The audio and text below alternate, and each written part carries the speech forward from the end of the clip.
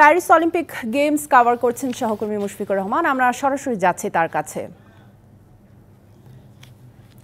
মুশফিক, আজ তো পর্দা নামছে প্যারিস অলিম্পিক গেমসের। এখন পর্যন্ত স্বর্ণপদক জয়ের ক্ষেত্রে কে শীর্ষস্থানে আছে জানাবেন, এবং সমাপনী অনুষ্ঠানে কি কি আকর্ষণীয় থাকছে জানাবেন।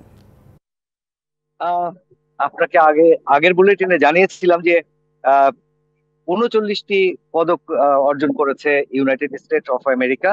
সেই জায়গায় কিন্তু পদকের সংখ্যা তাদের বেড়েছে এবং তারা চীনকে পেছনে ফেলে এই মুহূর্তে 40টি স্বর্ণ এবং 44টি সিলভার ও 42টি ব্রোঞ্জ সহ মোট 126টি পদক তারা অর্জন করে এখন কিন্তু শীর্ষ স্থানে অবস্থান করছেন। দ্বিতীয় স্থানে রয়েছে চীন।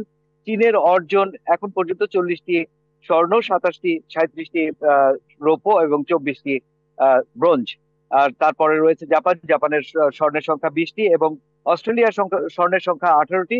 সেই সাথে স্বাগতিক ফ্রান্স এখন পর্যন্ত 16টি স্বর্ণপদক জয় করেছে।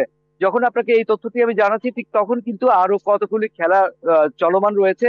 আরো 9টি পদকের আজকেই কিন্তু সমাধান হবে, অর্থাৎ 9টি পদকের 9টি ডিসিপ্লিনের পদকের নিষ্পত্তি হবে আজ স্বর্ণের। এবং এই 9টা যে ডিসিপ্লিন রয়েছে, এই ডিসিপ্লিন গুলোর উপরে ডিপেন্ড করছে যে শেষ পর্যন্ত কারা হবে এই অলিম্পিকের সেরা দেশ, অর্থাৎ সেরা অংশগ্রহণকারী দল।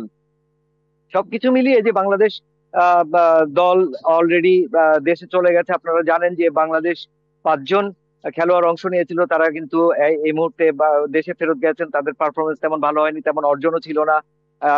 উল্টো দিকে আজকে অলিম্পিকের শেষ দিন এবং আজকে কিন্তু সমাপনী অনুষ্ঠান।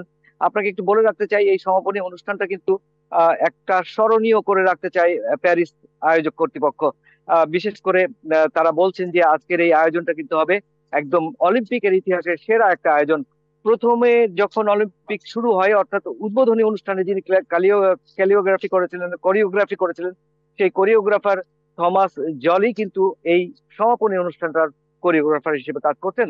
এবং তিনি জানিয়েছেন যে বিশ্ববাসীকে একটা চমক দেখাবেন। সেই চমক দেখানোর জন্য কিন্তু তিনি এই অনুষ্ঠানে কি কি থাকছে না থাকছে সেটা আগেই প্রকাশ করেননি। যদিও জানা গেছে হলিউড অভিনেতা, বিশ্ববিখ্যাত অভিনেতা টম ক্রুজ থাকবেন এই অনুষ্ঠানে। এবং আজকে কিন্তু অলিম্পিকের মশালটা হস্তান্তর করা হবে পরবর্তী অলিম্পিকের জন্য, অর্থাৎ 2028 অলিম্পিক লস অ্যাঞ্জেলেস শহরের মেয়রের হাতে কিন্তু আজকে অলিম্পিকের মশাল এবং পতাকাটা হস্তান্তর করা হবে। এবং মূল মশালটা আজকে নিভে যাবে দাস্তেদা ফ্রান্সের স্টেডিয়ামে, এবং তার মধ্য দিয়ে কিন্তু শেষ হবে আজকের এই প্যারিস অলিম্পিকের আসর। মুশফিক, ধন্যবাদ আপনাকে আমাদের সাথে যুক্ত হওয়ার জন্য।